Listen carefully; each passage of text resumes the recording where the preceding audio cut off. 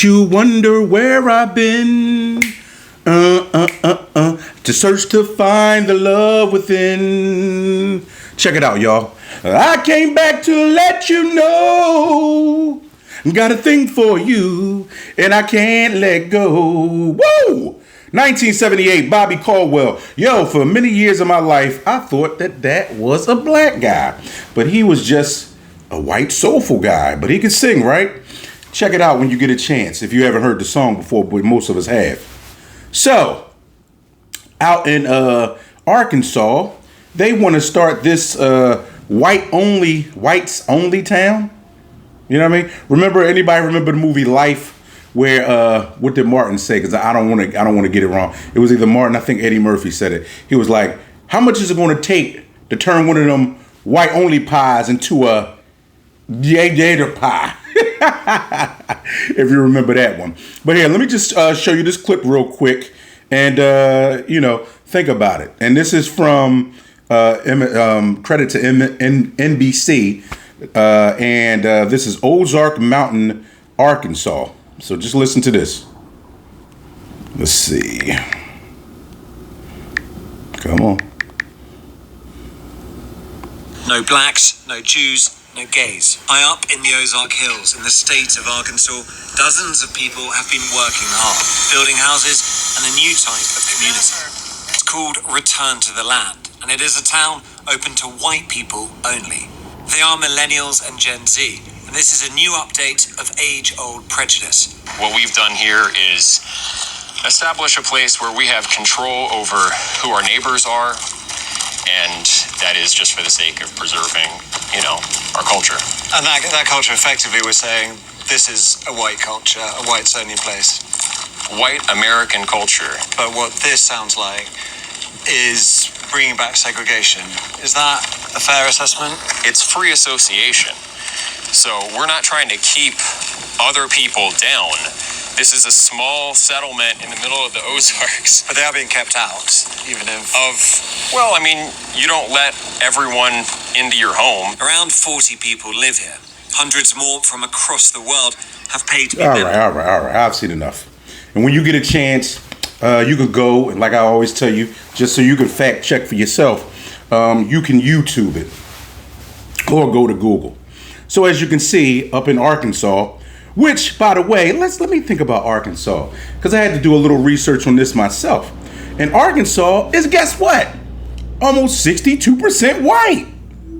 About 62% white, right? I think maybe 10% black. So, guess what? They're already segregated out there anyway. And this is no offense to anybody in Arkansas, but outside of the Razorbacks, when I used to watch them play ball, the basketball team, back in the 90s, who cares? Who cares? But there is a bigger issue at play. Just like even me. See the way I started us talking off about me singing Bobby Caldwell? Because it's so funny how, as a lot of times as a black person, you invite different people in, and you typically try to have a certain amount of understanding. And you say, hey, look, I understand that we look different. I understand that socially, subcultural wise, we do things a little differently. But what I'm not going to do most times is try to keep you away from stuff, keep you out of things. And although most of us will not even ever find our way to Arkansas unless we're driving through, it's just the fact that these are the kinds of things that I know I've talked about before. And it's just a sentiment when you have people that might not necessarily say, hey, look, I don't want those ends over here. I don't want those coons, those black people over here. But it's still the same sentiment. It's just not being said to the public for fear of, any type of retribution politically or government wise, or, just a huge backlash. And even what he said in there, as far as people wanting to live amongst themselves and live, have their own community, because I don't know if you caught the first part, but it's a community where there are no Jews, there are no gays, and there are no blacks allowed. So I'm only one out of the three, but still, I guess I'm not allowed either. And I don't care. But it's the fact about the sentiment.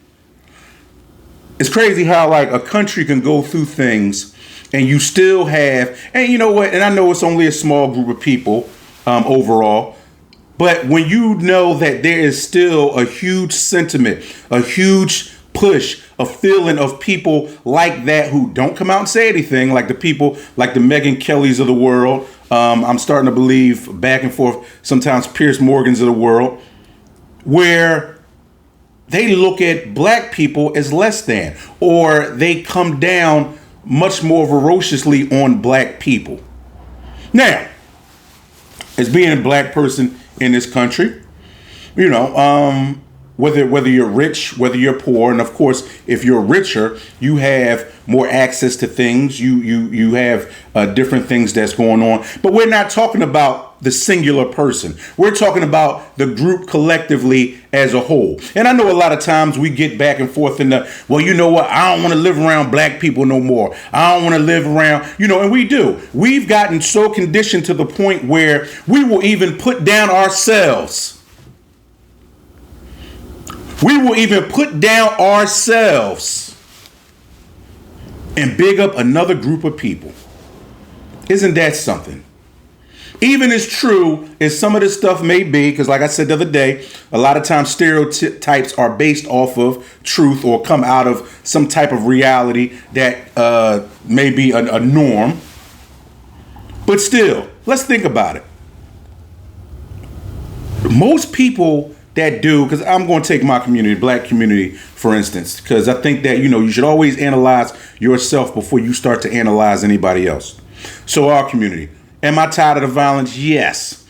Do I get tired of hearing the challenges and souped up Chrysler 300s and Chargers drag race up and down the street? Yes, I do. But still, that's a very, very minute group of people. It's not a bunch of people. Most people, black, white, get up and go to work every day and go do something. Most people, contrary to what some people may believe, most black people don't commit crimes. They don't. So when I hear somebody say like him, well, you know what, who wants to, and this is this other guy that I've listened to before, because I think that, you know, we all need to be familiar with these people. It's another guy named Nick Fuentes that's been popular and that's on YouTube. And, you know, he has a lot of views as far as how he feels and saying basically he doesn't want to live around black people. And that's cool. But here's the thing that kind of has me baffled, right? Here's the kind of thing that has me baffled. Most times, white people don't even have to live around black people. Most times. I'll give you, for instance, like I had to do some more research. Remember how I told you Arkansas was 61% white? Well, check this out. The great state that I've grown up in and lived in, Pennsylvania, that averages anywhere between 9 and 11 million people. You ready for this? Pennsylvania is 73% white. That's right. As big as Philadelphia is, and a few people, I guess, that live out in Pittsburgh, Philly has about 1.6 million people, a lot of which are black. I don't have that statistic, but I do have the statistic. 72 or 73% of people that reside in the state of Pennsylvania are white. It's lower down in Virginia, but in our minds we'll think, oh, well, you know, Virginia, because there were plantations down there and all that other kind of stuff that, and I think Virginia may be at like 62%. You can look it up and fact check it, but Pennsylvania has a higher white resident count than Arkansas or Virginia. Isn't that something? Isn't that something? So what does that tell me? That tells me that most times white people don't even have to live around black people anyway. We got a great county over here in Montgomery County. The two wealthiest counties in Pennsylvania, Westchester or Chester County, which has Westchester and Montgomery County. Okay? Two of the richest counties in Pennsylvania per household median income. I got news for you because I was just in Montgomery County a couple of days ago. Are there some black people? A very few. A very few. And because of the way that the neighborhoods are set up, you don't see them anyway. So when you start having people come out, and then the fact that the news gives them that publicity, white town only, whatever, I can't even remember the name it's called, but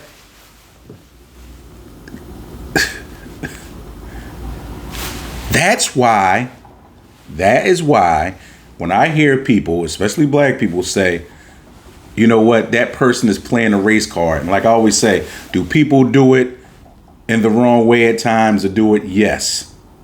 But if there weren't so many issues that go back and forth, and you know what the funny part is? Don't most times it always seems to be black and white? Doesn't it always seem to be black and white? Let me think about something. Let's point this out, because I want you to go back and watch that, or just check it out for yourself. He didn't say any Arabs couldn't move in there. He didn't say any Asians couldn't move in there. He didn't say any people of Indian descent couldn't move in there.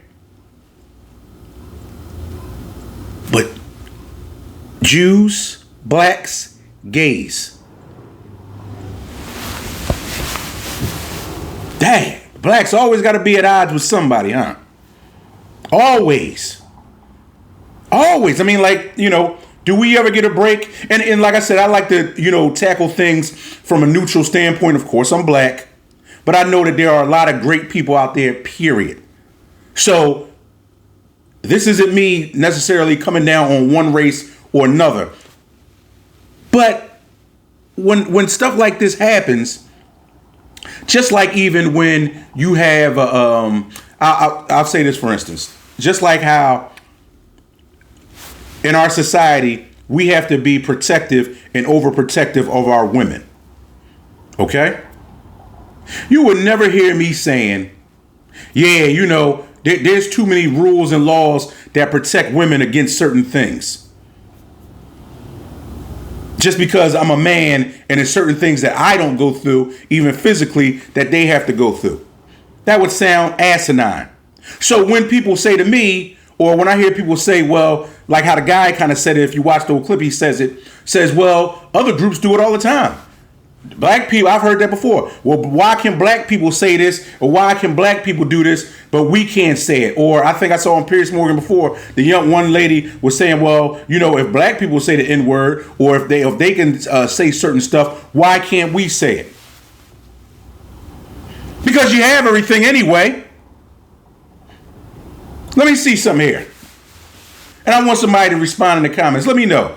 Are any tires made by anybody black? No. Let me see. This Coca-Cola, is this made by anybody black? No. But I mean, I got to still drink it. This microphone, this beautiful Blue Yeti microphone that I'm talking to you in, is that made by anyone black? No. This beautiful camera lens that I'm looking at you through, Samsung, was it made by anyone black? No. So when we start talking about race and different things of that nature, I just want everybody to remember what type of respect, what type of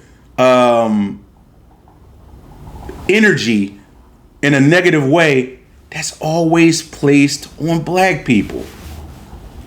I heard somebody say, yeah, there's no such thing as white privilege. I mean, is that a joke? Is that a joke? Because the whole point of it is that there needs to be no privilege when somebody like another person runs everything. That's why people have hope. You know, you go along in life because you hope that whatever you do can make you great. You hope that whatever you do, there will be a sense of meritocracy. That's the reason why I love sports so much, because the best athlete wins out, no matter what color he is. He wins out. But, hey, I didn't live through the civil rights movement. But I can just imagine. Can you imagine? You, even if you're white, if you're black, if you're Asian, if you're Indian, you don't dictate how you're born. You're born to whatever parents you're born to. But just imagine. It's funny, I've never seen or heard of in the history of this country, I'm not talking about anywhere else, this country, Asians only. No Indians allowed. No Middle Easterners allowed.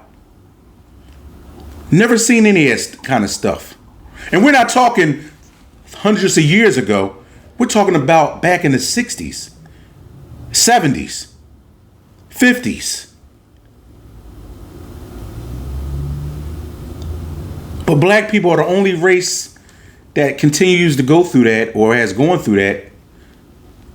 And even me, I live in a state that's 72 to 73% white.